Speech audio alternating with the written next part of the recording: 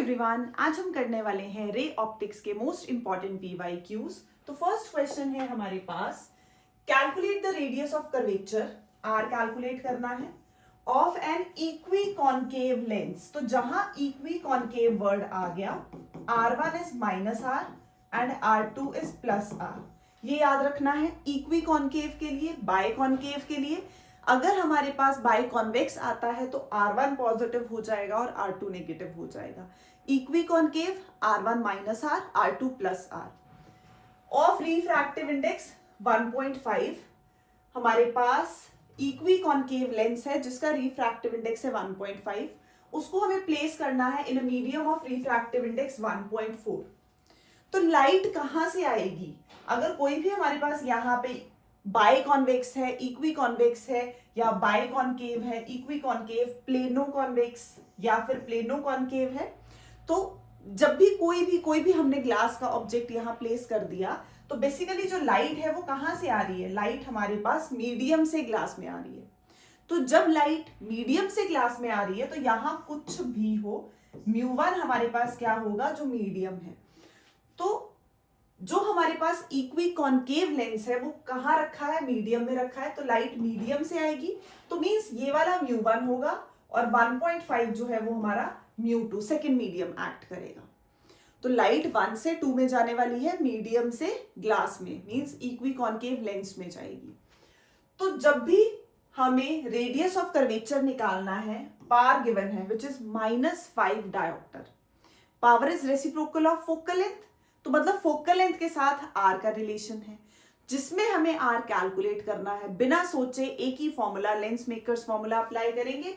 P is 1/f, इसको हम μ-1 भी लिखते हैं, μ-1 1/r1 - 1/r2। तो जब हम वैल्यूज पुट करेंगे, μ2 कितना है? 1.5। अभी सीखा मीडियम का 1.4 था, तो लाइट जो है वो मीडियम से जा रही है। 1.4 डिवाइडेड बाय 1.4, सॉल्व करेंगे इसको तो हमारे पास समझने वाली चीज क्या थी? इक्वी कॉन्केव था, तो मींस ये वाला -r हो गया था और ये हमारे पास +r। तो -1/r - 1/r is -2/r। Value put करेंगे p की और हमारे पास r आ जाएगा। तो जब भी ऐसा इक्वी कॉन्केव है तो R1 - R2 + r, कॉन्वेक्स होता तो R1 + r, R2 - r। क्योंकि रेडियस के साथ फोकल लेंथ था तो लेंस मेकर्स फॉर्मूला तो अप्लाई करना ही है। Next question, the figure shows a ray of light falling normally on the face AB of an equilateral glass prism having refractive index placed in water of refractive index 4/3. Will this ray suffer TIR on striking the face AC? Justify your answer. तो basically यहाँ पे हमारे पास क्या है, जब कोई light आके किसी सरफेस पे नॉर्मली फॉल करती है तो विदाउट डेविएशन सीधा चली जाएगी। तो अगर यहाँ 90 है तो ये भी 90 हो गया। कैसा है हमारे पास ग्लास प्रिज्म? इक्विलेटरल है, तो मतलब ये तो अंडरस्टूड है, ये 60 है, ये हमने देख लिया। अगर कोई रे नॉर्मली फॉल करती है किसी सरफेस पे तो विदाउट डेविएशन स्ट्रेट जाती है, तो मींस ये एंगल भी 90 है। तो 90 60 एंगल्स हम प्रॉपर्टी लगाते हैं, टोटल हो गया 150। तो यहां पे जो एंगल हमारे पास आएगा वो कितना आएगा? 30 डिग्री। अब इस सरफेस पे अगर हम नॉर्मल लें तो इस सरफेस पे नॉर्मल हमारे पास ये टोटल एंगल कितना होना चाहिए? 90।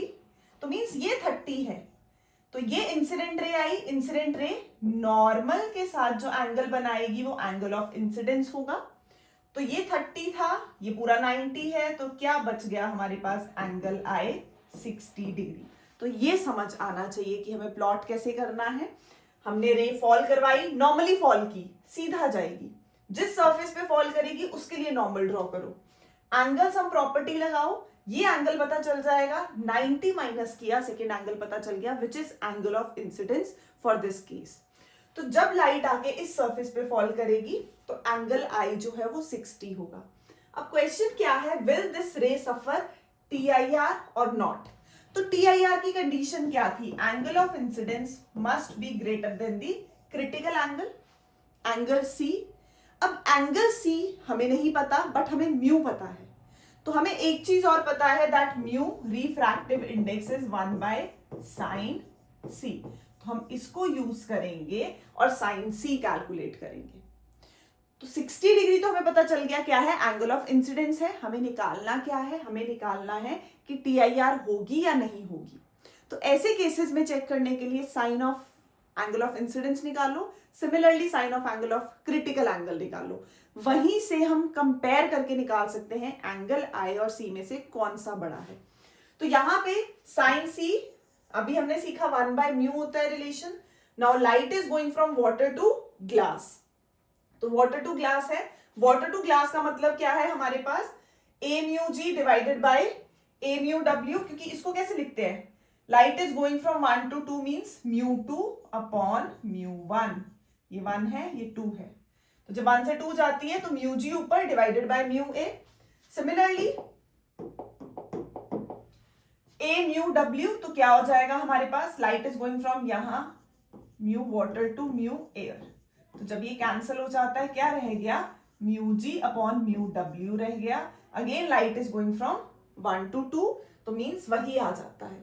तो हमने इसको उल्टा करके लिखा, यहां से यहां आए, यहां से वापस हमने इसको ये बना लिया। क्यों, क्योंकि रिफ्रैक्टिव इंडेक्स गिवन है ग्लास का, रिफ्रैक्टिव इंडेक्स गिवन है वाटर का। जब फर्स्ट मीडियम एयर होता है तो उसको क्या बोलते हैं, एब्सोल्यूट रिफ्रैक्टिव इंडेक्स। तो एब्सोल्यूट रिफ्रैक्टिव इंडेक्स किसका है हमारे पास, 3/2 when placed in water, of refractive index 4/3। तो ग्लास का हमारे पास कितना गिवन है, 3/2। तो वैल्यूज पुट करेंगे यहाँ पे, 3/2 4/3 कितना आ गया हमारे पास, 8/9 विच इज 0.88। तो यहीं से हम कंपेयर करेंगे, साइन सी मिल गया। नाउ साइन आई कितना था, 60 डिग्री। साइन 60 इज √3/2, √3 को लिख सकते हैं 1.732 डिवाइडेड बाय 2 विच इज 0.86। तो 0.8 तो सेम है, बट सेकेंड डेसिमल प्लेस पे C बड़ा है, I छोटा है। तो जब एंगल ऑफ इंसिडेंस छोटा हो गया क्रिटिकल एंगल से, मतलब TIR नहीं होगा, since C is greater than I, because sin C is greater than sin I, so no TIR will take place। Light कहां चली जाएगी, बाहर चली जाएगी। तो मतलब यहां आके फॉल की है, ये नॉर्मल था, डेंसर से रेयरर जाएगी, बेंड करेगी अवे फ्रॉम द नॉर्मल, तो अवे फ्रॉम द नॉर्मल ऐसे कहीं। तो ये हमारे पास हमें चेक करने के लिए जब क्वेश्चन आ जाए कि TIR होगा या नहीं होगा। सेम नेक्स्ट क्वेश्चन, अ रे PQ इंसिडेंट नॉर्मली। तो जब कोई रे नॉर्मली फॉल करती है उसको नॉर्मली एक्सटेंड किया, ये भी क्या है 90 डिग्री। अब ये हमारे पास प्रिज्म है जिसमें ये 60 है, ये 90 है, तो ये बचा हुआ एंगल है 30 डिग्री, ये हो गया 90 डिग्री। अगर हम एंगल्स हम प्रॉपर्टी लगाएं तो बाकी कितना बच जाएगा हमारे पास, 30 90 120, 180 में से माइनस करते हैं तो कितना आ जाएगा, 60 डिग्री। फिर से इस सरफेस का नॉर्मल ड्रॉ करेंगे, ऐसे होगा। तो ये 60 है, तो ये हमारे पास कितना आ गया, 30 degree.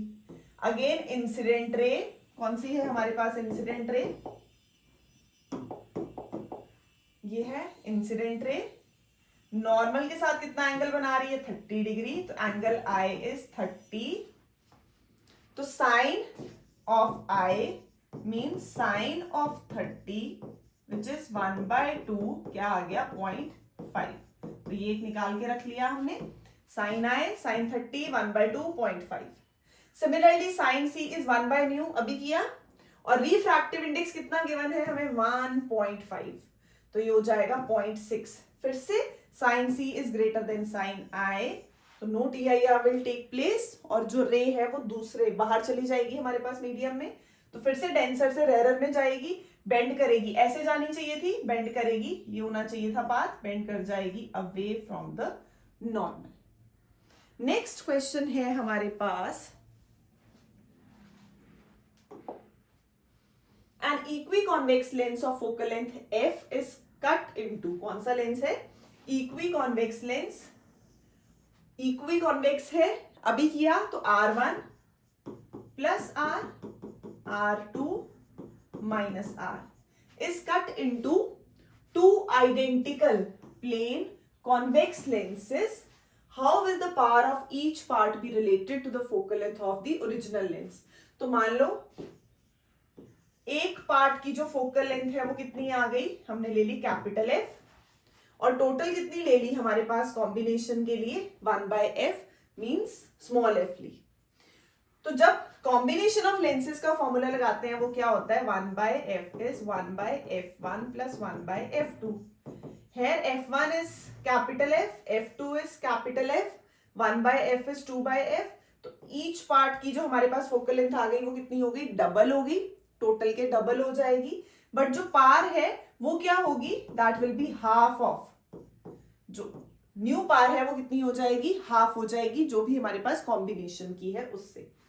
A double convex lens of, फिर से डबल कॉन्वेक्स है, R1 plus R, R2 minus R, तो 1/r प्लस 1/r, ये कितना हो गया, 2/r.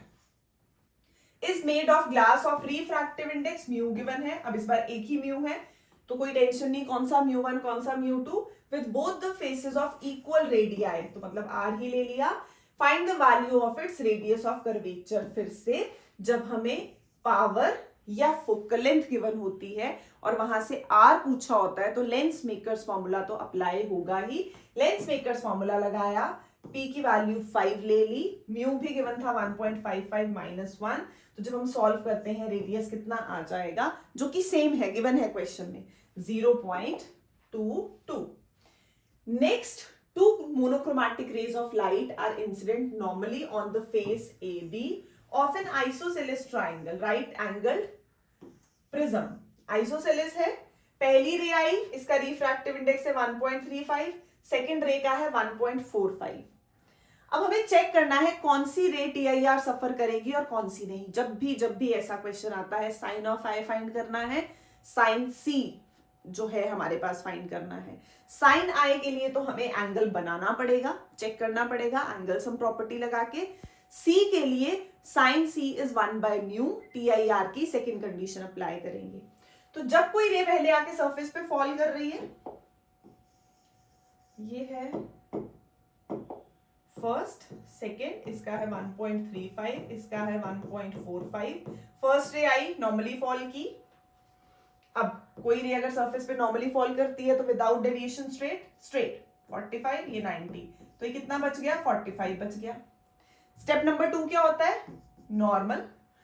तो नॉर्मल मींस ये 45 है, टोटल भी 90 होगा, तो ये बाकी का हमारे पास कितना आ गया, 45 डिग्री. तो यहां पे इंसिडेंट रे कौन सी है, इंसिडेंट रे इज ये वाली, नॉर्मल है ये वाली. एंगल आई कितना आ गया फर्स्ट केस में, 45, सेकेंड में भी सेम आएगा. यहां ये 45 था, ये 90 था, ये भी 45 आएगा. और नेक्स्ट इंसिडेंट रे और नॉर्मल के बीच में एंगल फिर से 45. तो केस 1, रे 1 के लिए साइन आई निकाला, विच इज साइन 45, 1/√2 कितना आया, 1.414 रख लिया. साइन सी इज 1/μ, यही लगेगा सेकेंड निकालने के लिए, 1/1.35. अब क्यों इसको सॉल्व करके हम ऐसे टाइम वेस्ट करें, हम सीधा लिख सकते हैं 1.414 इज ग्रेटर देन 1.35. नॉर्मली तो ये ज्यादा होता है, बट जब हम रेसिप्रोकल करेंगे तो इनइक्वालिटीज भी रिवर्स हो जाएंगी. तो 1/, ये किसकी वैल्यू है, साइन सी की, और ये किसकी वैल्यू है, 1.414 साइन आई की. तो बस यहीं से हम चेक कर लेंगे that sine I is less than C, इसका मतलब I is less than C. दोनों की साइन वैल्यूज कंपेयर की तो नॉर्मल वैल्यूज भी आ गई, तो इट मींस नो TIR. तो केस में तो नहीं होगा 1 में. सेकेंड केस में साइन 45 तक तो सेम था, 1.414 तक तो वैल्यू सेम आ जाएगी. लेकिन केस 2 में हमें क्या फाइंड करना है, साइन सी, फिर से 1/1.45, फिर से इनइक्वालिटी ले लेंगे कि 1.45 तो बड़ा होता है. जब रेसिप्रोकल करेंगे तो इनइक्वालिटी रिवर्स हो जाएगी. अब 1.45 किसकी वैल्यू थी, साइन सी की, पुट कर दो. ये किसकी वैल्यू थी, साइन आई की, पुट कर दो. तो here I is greater than C, तो यहां TIR होगा. तो मींस ये वाली रे तो नॉर्मल जानी थी, अवे फ्रॉम द नॉर्मल, क्योंकि बाहर जा रही है, ऐसे जानी चाहिए थी बट बेंड कर जाएगी. बट ये वाली क्या करेगी, TIR सफर करेगी. तो रे 2 जो है that will get totally internally reflected. Next, a ray of light falls on a transparent sphere with center C. The ray emerges from the sphere parallel to the line AB. ये है incident ray. Find the angle of refraction of A if the refractive index of the material of the sphere is √3. हमें कितना given है mu √3। अब light जा रही है rare से डेंसर, ऐसे जानी चाहिए थी, बेंड कर जाएगी टुवर्ड्स द नॉर्मल, ये है हमारे पास, बट ये नॉर्मल की तरफ को बेंड करेगी तो ऐसे हो गई। तो हमें फाइंड करना है एंगल आर कितना है, तो mu is sine I by sine R. Sine I कितना है 60 डिग्री, आर जो है हमें फाइंड करना है, म्यू कितना है √3 गिवन है। तो जब वैल्यू पुट करते हैं यहाँ पे sine R will be sine 60 upon √3, sine 60 is √3/2, 1/√3, ये कैंसिल होगा, 1/2 विच इज 0.5, और 0.5 कहाँ होता है 30 डिग्री पे। तो हमने यही बोला था कि ये जो रे है ऐसे जाती अगर डेविएशन ना होती, ये है नॉर्मल, रे जा रही है रेयर से डेंसर, बेंड करेगी टुवर्ड्स द नॉर्मल, तो ये एंगल आर बन जाएगा। और आर कितना आया 30 डिग्री। हमने नॉर्मल स्नेल्स लॉ लगाया, when light goes from 1 to 2, that is sine I by sine R. Next question, a ray PQ is incident normally on the face AB of a triangular prism of refracting angle of 60 degree made of transparent material of refractive index 2√3। पहले का angle है 60 degree, उसने बोला है हमारे पास angle A और refractive index कितना है 2√3 है। Now again trace the path of the ray as it passes through the prism, also calculate the angle of emergence E and angle of deviation delta. तो पहले तो चेक करना है, पिछले क्वेश्चंस की तरह बिल्कुल सेम है, क्या TIR होगा या नहीं होगा। तो जब लाइट आके फॉल कर रही है नॉर्मली विदाउट डेविएशन जाएगी 90 डिग्री, 60, 150 हो गया। तो ये वाला जब ये रे आगे आके एक्सटेंड करेंगे ऐसे फॉल करेगी तो ये होगा 30। अब इस सरफेस पे नेक्स्ट स्टेप यही होता है, हम नॉर्मल ड्रॉ करते हैं। तो जब नॉर्मल ड्रॉ करते हैं ये पूरा आता है 90, ये 30 है तो बाकी का 60, तो ये हमारे पास कितना आ गया एंगल ऑफ इंसिडेंस 60 डिग्री। तो फिर से same logic, sine of angle of incidence. तो यहाँ पे ये स्टेप तो यही बता रहा है कि जब लाइट यहां से यहां आ रही है तो सेम एंगल बनाएगी, मतलब विदाउट डेविएशन मूव कर जाएगी। Now at AC angle I 60 degree, तो एंगल आई 60 है, यहां हम फॉर्मूला लगाएंगे एंगल ऑफ इंसिडेंस। अब उसने क्या बोला है हमारे पास, trace the path of the ray as it passes through the prism. तो हमें पहले देखना पड़ेगा and also calculate the angle of emergence and angle of deviation.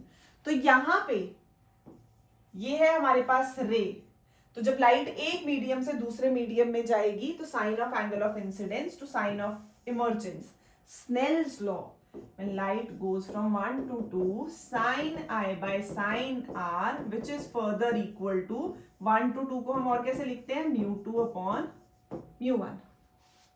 तो यही फॉर्मूले में वैल्यू पुट कर दी μ2 अपॉन μ1। तो यहां पे sin I2 sin E mu G mu A upon mu G multiply करेंगे, कितनी आ गई वैल्यू 1 आ गई। तो मतलब जो एंगल ऑफ इमर्जेंस है वो कितना होगा 90 डिग्री हो जाएगा आई। तो अगर I1 या I2 हम इसको बोलते हैं कई बारी, तो यहाँ पे अगर E 90 डिग्री है, हमें फाइंड करनी है डेविएशन, I कितना था 60, तो डेल्टा इज 90 माइनस 60 कितना आ गया 30 डिग्री। तो जो रिफ्रैक्टेड रे है वो ग्रेस कर रही है जो सरफेस है AC को, उसके बेसिस पे हमारे पास E भी आ गया और डेल्टा भी आ गया। Next, a monochromatic light of wavelength 589 nanometer is incident from air on a water surface. If mu for water is 1.33, find the wavelength, frequency and speed of the refracted light. तो जब भी light एक medium से दूसरे medium में जाती है, एक चीज जो कभी चेंज नहीं होती वो क्या है हमारे पास, वो एक ही चीज फ्रीक्वेंसी है, और फ्रीक्वेंसी के साथ आ जाती है एनर्जी। तो फ्रीक्वेंसी सोर्स पे डिपेंड करती है। तो जब फ्रीक्वेंसी इंसिडेंट बीम की बात करते हैं वो सेम रहती है as the refracted beam. Now light goes from one medium to another, तो फॉर्मूले क्या क्या है हमारे पास, 1 to 2 can be written as μ2 upon μ1, इसको रिलेटिव रिफ्रैक्टिव इंडेक्स बोलते हैं। एंड speed of light in medium 1 to speed of light in medium 2, ये भी एक फॉर्मूला है हमारे पास। थर्ड हम करते हैं sine I by sine R which is Snell's law. तो पिछले क्वेश्चन में हमने ये यूज किया। अभी हम यूज कर रहे हैं speed of light in medium 1 to speed of light in medium 2. Again v इज f लैम्डा, v इज f लैम्डा, f सेम है cancel, lambda 1 by lambda 2.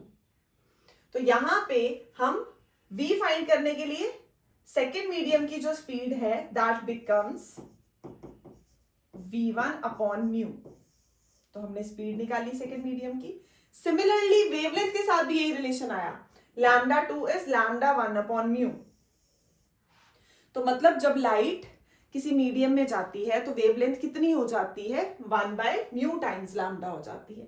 Similarly जो वेलोसिटी है वो भी हमारे पास कितनी हो जाएगी, v अपॉन म्यू हो जाएगी. तो वही दोनों के लिए रिलेशन यूज करेंगे, वैल्यूज पुट करेंगे और आंसर आ जाएगा. नेक्स्ट, बस ये हमारे पास किस में था, नैनोमीटर में. तो nano means 10 raise to the power -9 ये हो जाता है. तो जब हम नैनोमीटर की वैल्यू पुट करते हैं. नेक्स्ट फिर से सेम है, अ डबल कॉन्वेक्स. तो double convex means r1 plus r2 minus r is made of glass of refractive index. फिर से सिंपल एक म्यू ही दे रखा है. With both faces of the same radius of curvature, find the radius of curvature required. अब सिर्फ f change कर दिया, बाकी तो वैल्यू पिछले वाली ही है. तो 1 by f 20 है. तो 1 by f is equal to mu minus 1 by r1 minus 1 by r2. कौन सा फॉर्मूला है, लेंस मेकर्स फॉर्मूला है. म्यू कितना है 1.55, माइनस 1 करेंगे 0.55 और साथ में कितना आ गया 2 by r. तो जब हम इसको सॉल्व करते हैं हमारे पास ये कितना आ जा रहा है 22 centimetre. Next, in the following diagram an object O is placed 15 centimeter in front of convex lens L1 of focal length 20 centimeter and the final image is formed at I at a distance of 80 centimeter from the second lens L2. Find the length of the lens. तो अगर ये object है हमारे पास, ये object है, object से हमने distance लिया, कितना गिवन है -15, u -15 है, फोकल लेंथ कितनी दे रखी है 20 सेंटीमीटर. तो हम फर्स्ट लेंस के लिए पहले कर रहे हैं u f, हमें v फाइंड करना है. तो क्या हो जाएगा, lens formula 1 by v minus 1 by u is 1 by f. तो 1 by v will be 1 by f plus 1 by u. तो हम सीधा कर सकते हैं, मल्टीप्लाई करेंगे f u, u plus f. This is 1 by v. v क्या बन जाएगा, रेसिप्रोकल कर लो, f u upon u plus f. Now what is f, 20 u minus 15 u plus f 5 3 minus 60 हमारे पास आंसर आ गया. तो ये क्या आई, इमेज -60 मतलब on the same side of the object. तो ये हमारा ऑब्जेक्ट था, हमें ये इमेज मिली है जो कि कहां पे है, P पे है. अब इस लेंस से ये कितनी दूर है, ये वाला डिस्टेंस हो गया 60, ये वाला है 20. तो इसके लिए ये जो ऑब्जेक्ट है हमारे पास वो कितना आ जाएगा 20 प्लस फर्दर 60. जो इससे हमें इमेज मिलेगी, जो फर्स्ट लेंस से हमें इमेज मिलेगी, वो सेकंड लेंस के लिए क्या काम करेगी, ऑब्जेक्ट का काम करेगी. तो अगर वो ऑब्जेक्ट का काम कर रही है तो 60 और 20 ये हो गया डिस्टेंस, तो -80 सेंटीमीटर. तो सेकेंड लेंस के लिए देखो कितना आसान है, u इज -80 और भी दिख रहा है +80. कौन सा केस है, एट सी. जब ऑब्जेक्ट भी सी पे है और इमेज भी सी पे बन रही है तभी आता है आंसर सेम. तो फोकल लेंथ कितनी हो गई, फोकल लेंथ हो जाएगी radius of curvature divided by 2, 80 divided by 2 40 हमारे पास. तो हमने यहां से सीधा भी हम बता सकते हैं फोकल लेंथ कितनी हो गई 40 सेंटीमीटर, क्योंकि एट सी का केस बन रहा है. नहीं तो सॉल्व कर सकते हैं, u आ गया -80, v हमारे पास है +80, दोनों को सॉल्व कर लो, ये कितनी आ गई 40 सेंटीमीटर आ गई सेकेंड लेंस की focal length. Next, a small bulb circle of illumination का क्वेश्चन है. जब भी यहाँ पे कोई टैंक सोर्स में कोई सोर्स रखा है, कोई ऑब्जेक्ट रखा है जिससे लाइट निकल रही है, तब भी हमारे पास ऐसा क्वेश्चन आता है, एरिया फाइंड करो या आर फाइंड करो या एच फाइंड करो. तो बहुत important, a small bulb assumed to be a point source is placed at the bottom of a tank contains water to the depth of, depth कितनी मतलब height given है 80 centimetre. ठीक है.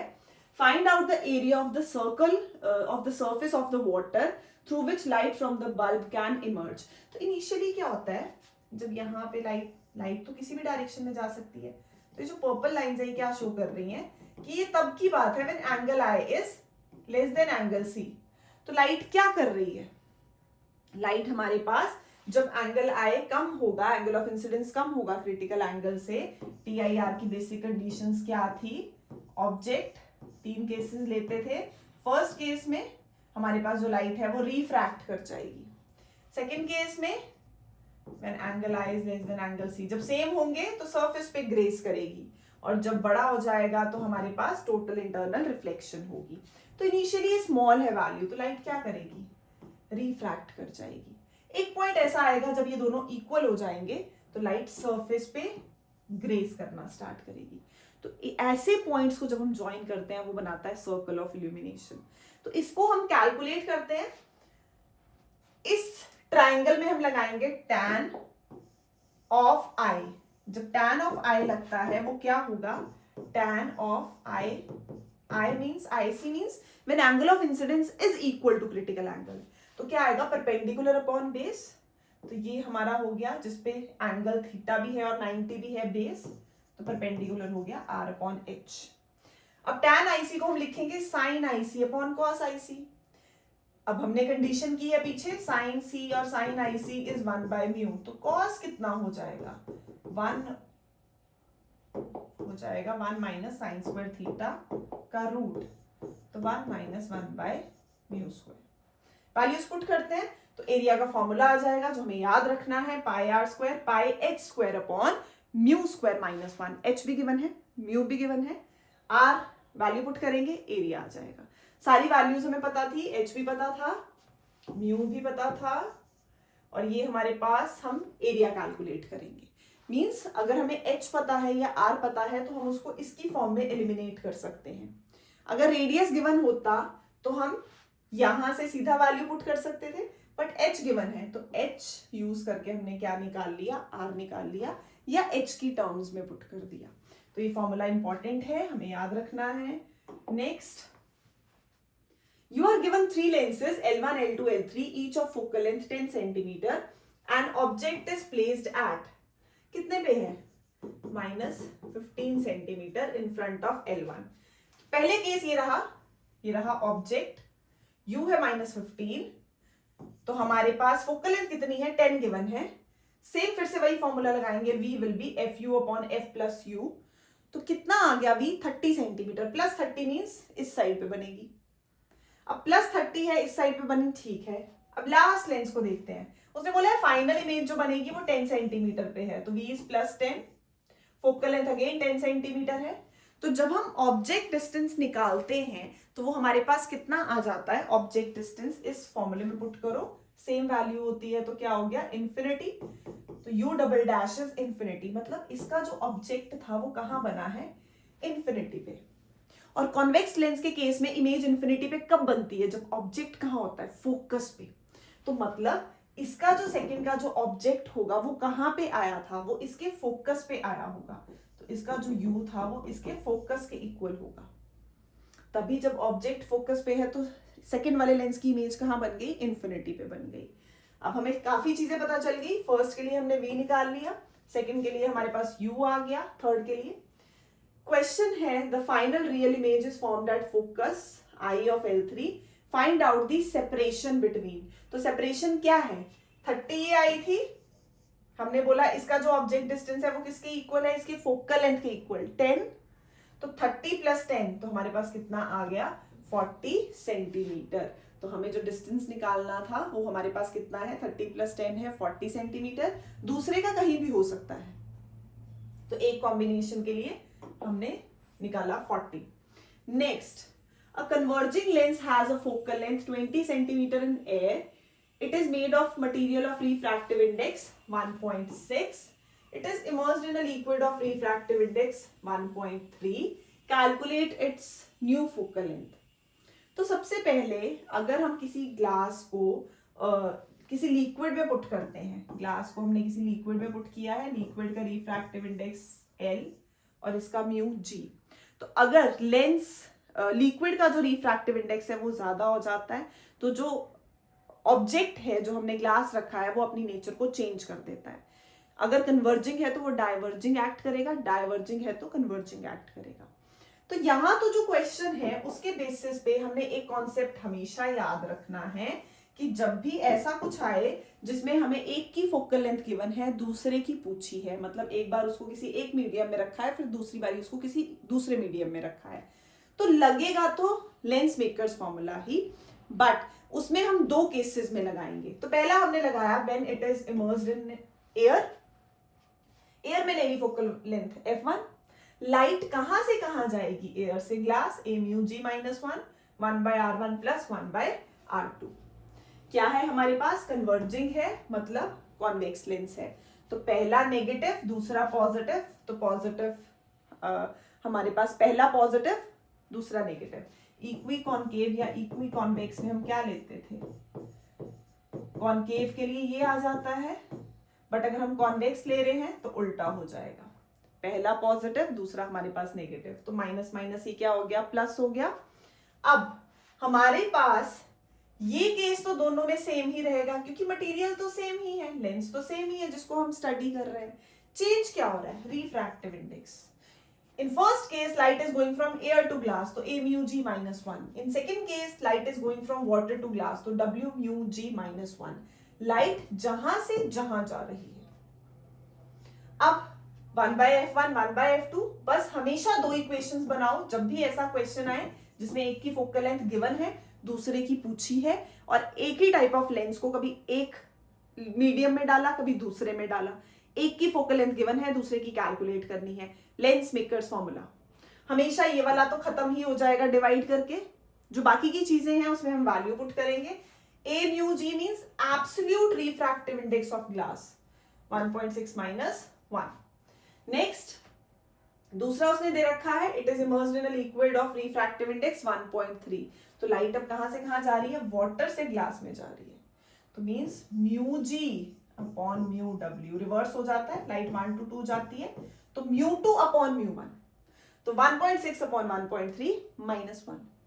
सॉल्व करेंगे इसको, सॉल्व करेंगे इसको, तो ये हमारे पास f2 अपॉन f1 के इक्वल है।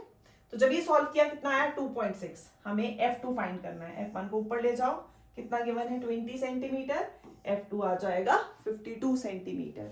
ये हमारे पास कब सॉल्व करेंगे हम, जब भी कोई एक टाइप ऑफ लेंस, उसको एक बार एक मीडियम में, फिर एक बार दूसरे मीडियम में रखा, एक की फोकल लेंथ गिवन है, दूसरे की निकालनी है, लेंस मेकर्स फॉर्मूला अप्लाई करेंगे। Next, how is the focal length of a spherical mirror affected when the wavelength of the light used is increased. तो सबसे बड़ी बात, अगर वेवलेंथ इंक्रीज या डिक्रीज करेगी, तो हमने ये फॉर्मूला देखा, हमारे पास जो फोकल लेंथ है वो उस पर डिपेंड ही नहीं करती, इंडिपेंडेंट है, तो no change. Next, a convex lens has 20 centimetre focal length in air, what is the focal length in the water.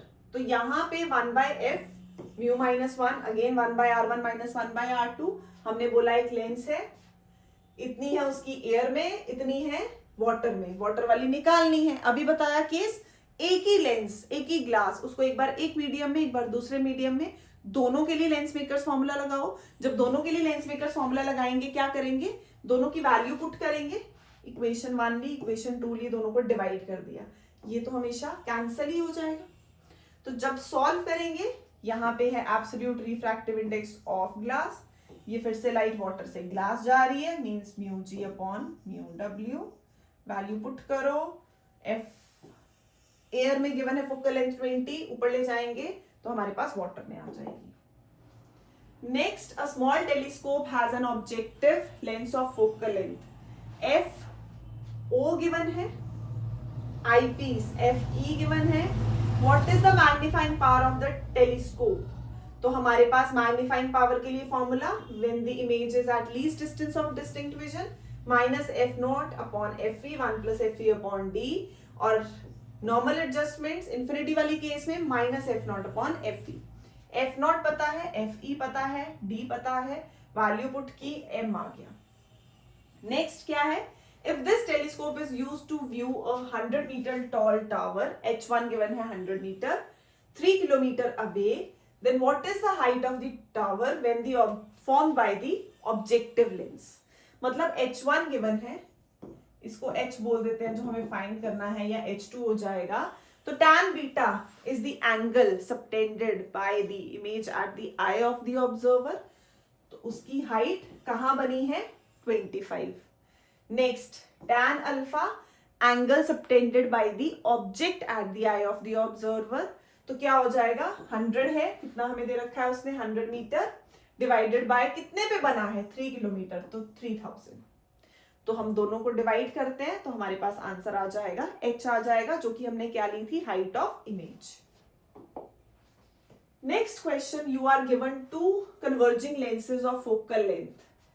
एक हो गया 1.25 f नॉट स्मॉल है, 5 centimetre fe to design compound microscope. तो compound में f not 1.25 ले लिया और fe हमारे पास कितना आ जाएगा 5, बड़ी होती है उसकी focal length. If it is desire to have a magnification of 30 m, find out the separation between the objective and the eye piece. तो कितनी होती है सेपरेशन, मतलब हमारे पास L कितना होता है V नॉट प्लस UE, ये फाइंड करना है हमें।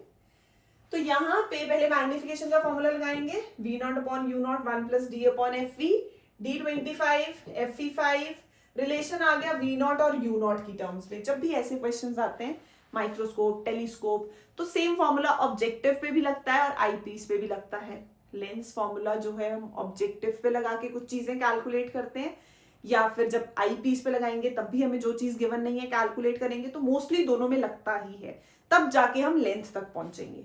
तो यहाँ पे ऑब्जेक्टिव के लिए 1 by v naught minus 1 by u naught is 1 by f naught. V naught हमने निकाल लिया, 5 यू नॉट पुट कर दिया।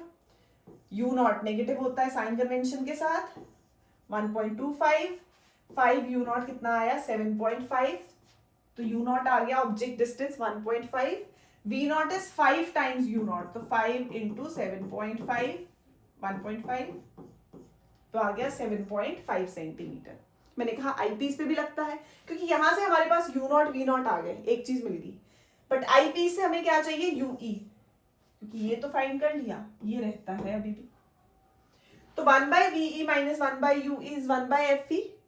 तो उससे जो इमेज बनी -25, फाइनल यही बनेगी लीस्ट डिस्टेंस पे। यूई हमें फाइंड करना है, एफई 5 है, तो यूई निकाला वो कितना आया 25/6। डेसिमल्स में लेते हैं, दोनों को सॉल्व करेंगे तो सेपरेशन आ गई 11.67 सेंटीमीटर। तो जब भी ऐसा क्वेश्चन आए, ऑब्जेक्टिव के लिए भी लगेगा लेंस फॉर्मूला और आईपीस के लिए भी लगेगा लेंस फॉर्मूला, दोनों के लिए लगाएंगे और फिर कैलकुलेट करेंगे। नेक्स्ट है giant refracting telescope has an objective lens of focal length 15 metre. तो एफ नॉट गिवन है 15। If an eyepiece of focal length 1 centimetre FE, what is the angular magnification? तो M होता ही F नॉट बाय FE, दोनों को divide किया, angular magnification आ गई हमारे पास 1500। नेक्स्ट है if this telescope is used to view the moon, तो what is the diameter of the image of the moon formed by the objective lens? तो सबसे पहले जब ये क्वेश्चन आता है, angle subtended by the diameter of the moon, ये concept याद रखना है। जो मून का डायमीटर एंगल सबटेंड कर रहा है, that will be equal to the angle subtended by its image. तो दोनों का theta is arc upon radius, theta same रहेगा, तो theta is d upon r naught. दूसरे केस में d dash upon f naught, हमें डी डैश फाइंड करना है, तो वो क्या हो जाएगा d into f not upon r naught. तो वैल्यूज तो गिवन थी, दोनों के डायमीटर गिवन थे, डिवाइडेड बाय इंटू 15 करेंगे तो हमारे पास आ गया डी। नेक्स्ट है the total magnification produced by a compound microscope is 20, m given है। The magnification produced by the eyepiece is 5। The microscope is focused on a certain object. The distance between the objective and eyepiece is observed to be 14 centimetre. इस बार L given है, पीछे निकाला था, अभी L given है, but L होता तो same ही है हमारे पास, V not plus UE। Find the least distance of distinct vision. If the least distance of distinct vision is 20, पीछे हम 25 ले रहे थे, उसने बोला है 20 लेना है। Calculate the focal length of objective, FO and FE निकालना है। तो ऑब्जेक्टिव और आईपीस के फॉर्मूले फिर से लगेंगे ही। तो पहले केस में m और m ही गिवन था, तो हमने बोला ये लगा लेते हैं, total m is equal to m e into m naught. M naught कितना आ गया 4, और होती कितनी है मैग्निफिकेशन आई पीस की 1 प्लस डी अपॉन एफ ई। तो यहां पे हमने वैल्यू पुट की तो एफ ई कितना आ गया 5 सेंटीमीटर। तो 5 सेंटीमीटर आया। अब हमें क्या निकालना है, ऑब्जेक्ट डिस्टेंस। तो हमने बोला आई पीस के लिए लगाते हैं फिर से 1 by f e is 1 by v e minus 1 by u e. या हम सीधा ऐसे फॉर्मूले में पुट कर सकते हैं।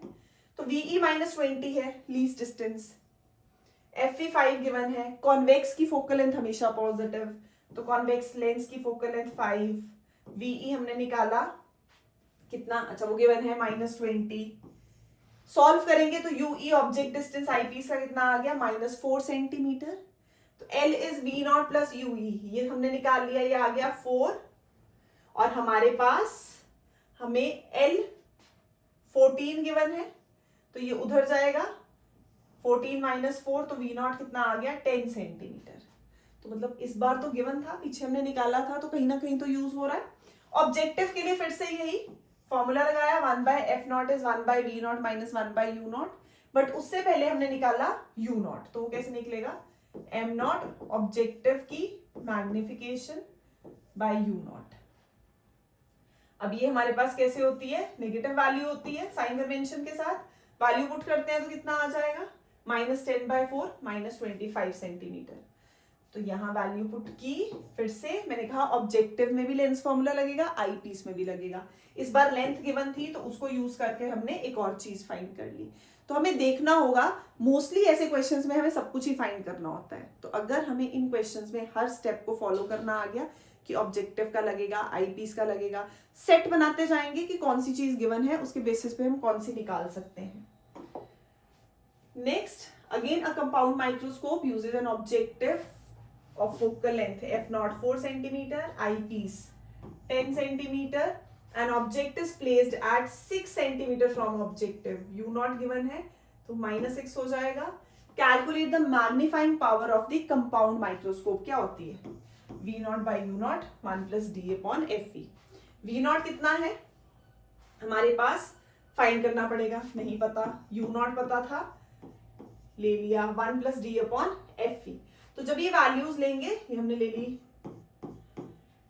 मैग्नीट्यूड में फॉर ऑब्जेक्टिव, क्योंकि हमारे पास क्या नहीं है, वी नॉट नहीं है, तो 1 by f naught is 1 by v naught minus 1 by u naught. V naught के लिए फॉर्मूला बना लिया, बन गया f naught u naught upon f naught plus u naught. इससे क्या होता है, माइनस साइन जो है उसको हमें इधर उधर ले जाके हम उसमें एरर जो है वो करना, जो हमारी प्रोबेबिलिटी है वो कम हो जाती है।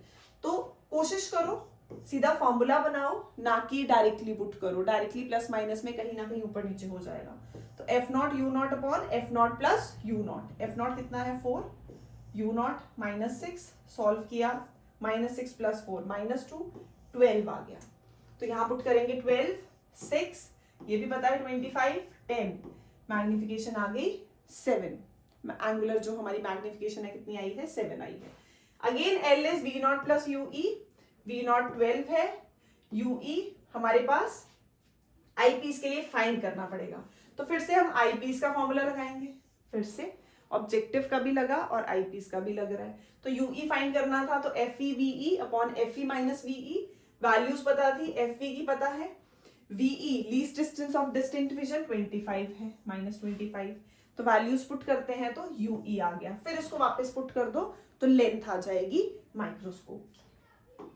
Next question, the magnifying power of a telescope in its normal adjustment is 20, m है 20, normal means infinity वाला case, if the length of the telescope is 105 centimeter in this adjustment, तो L फिर से, अब इस केस में तो L f naught plus f e, find the focal length of the two lenses, तो दो इक्वेशंस बन गई, एक f naught is 20 f e magnification के फॉर्मूले से, एक लेंथ वाले फॉर्मूले से, दोनों को यूज करें, एफ नॉट की वैल्यू यहाँ पुट करते हैं 20 एफ ई, तो एफ ई आ जाएगा, वापस एफ ई की वैल्यू इधर पुट कर दो तो एफ नॉट आ जाएगा। तो दो इक्वेशंस हैं, वैल्यू पुट करके हम निकाल सकते हैं। Next, a point object is placed at O in front of a glass sphere, कितने डिस्टेंस पे है 3r, तो ये हमारा u हो गया -3r। Show the formation of image by the sphere, अब इमेज कैसे बनेगी, v फाइंड करना है बेसिकली हमें, तो 1/f is 1/v minus 1/u, हमें v फाइंड करना है, तो v को उधर ही रहने दो, 1/f प्लस 1/u, जब एलसीएम लेंगे तो fu upon f plus u। अब फोकल लेंथ कितनी गिवन है, r, तो r पुट कर दिया, -3r पुट कर दिया, कितना आ गई हमारे पास इमेज डिस्टेंस, कहाँ बनेगी, 1.5r पे बन जाएगी। Next,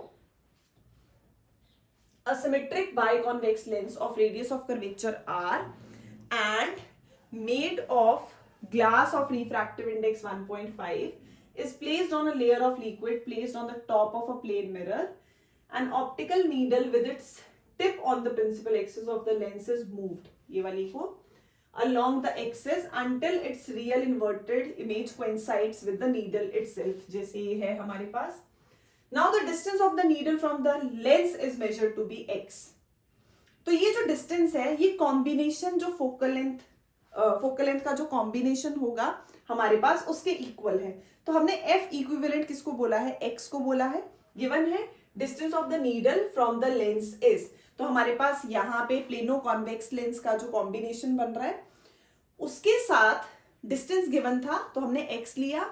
Now on removing the liquid layer and repeating the experiment, तो डिस्टेंस कितना उसने बोला y, ये डिस्टेंस जो है ये कॉन्वेक्स लेंस की फोकल लेंथ के इक्वल है, ये वाला कॉम्बिनेशन के इक्वल है, और जो y है वो कॉन्वेक्स लेंस के इक्वल है।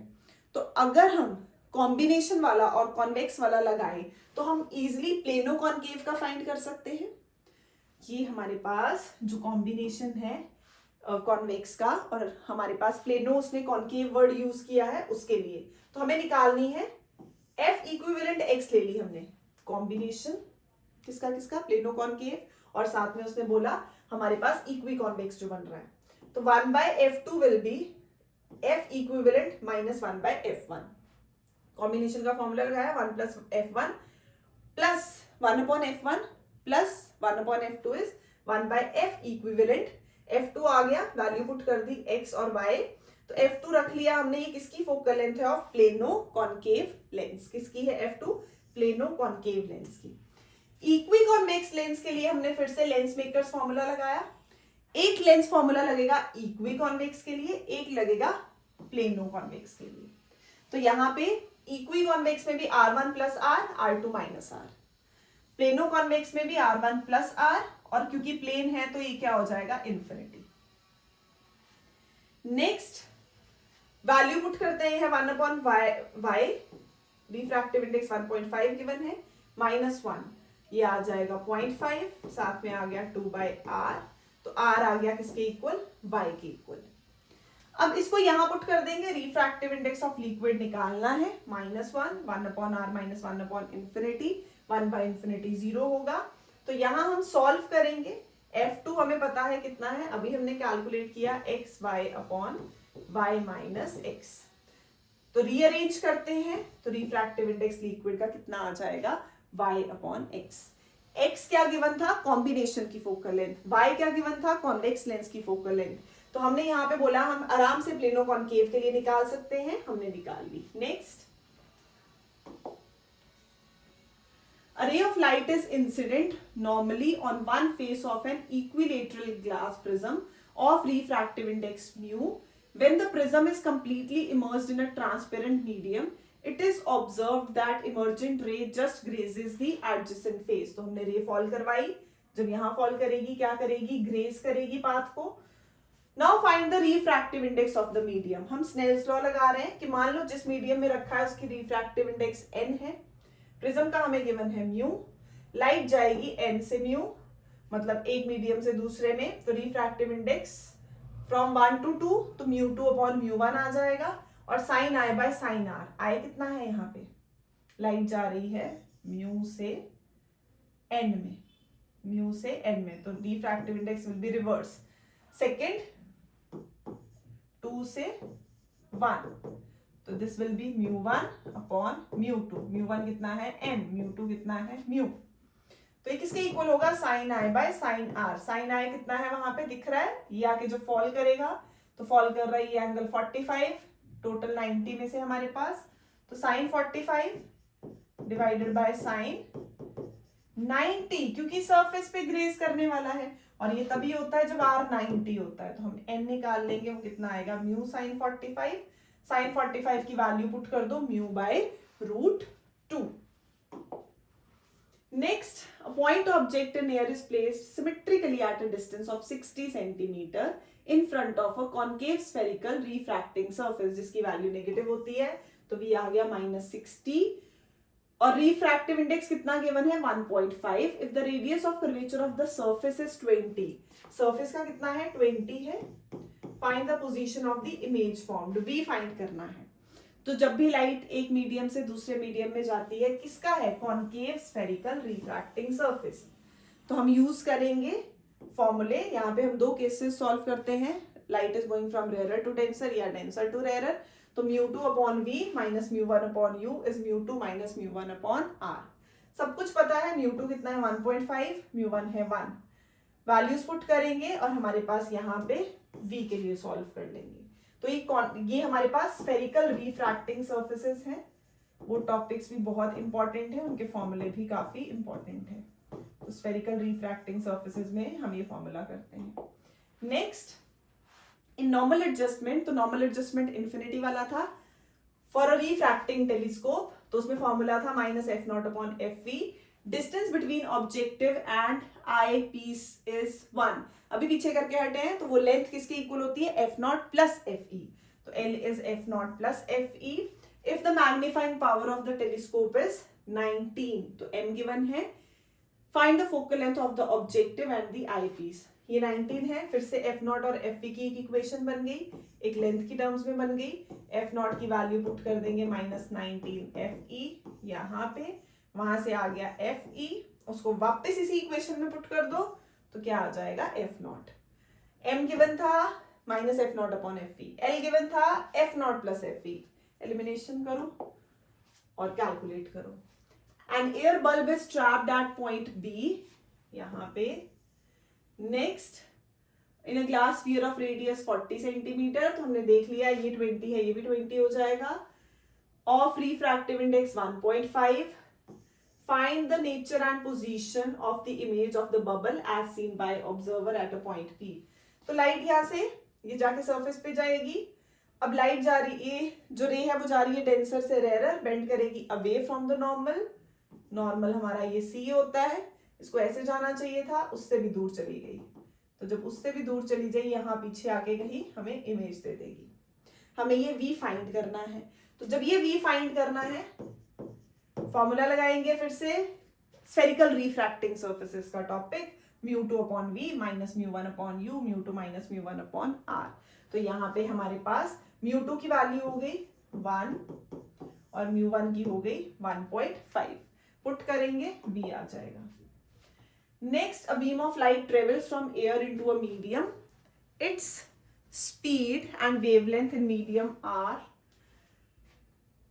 इतनी and 230 nanometer respectively. The wavelength of light in air will be, तो फिर से वही हमने अभी किया कि म्यू क्या होता है, c अपॉन v, और हम लिख सकते हैं लैम्डा अपॉन लैम्डा डैश, और हम लिख सकते हैं v अपॉन v डैश की टर्म्स में, अगर हम मीडियम नहीं ले रहे हैं, एयर नहीं ले रहे हैं।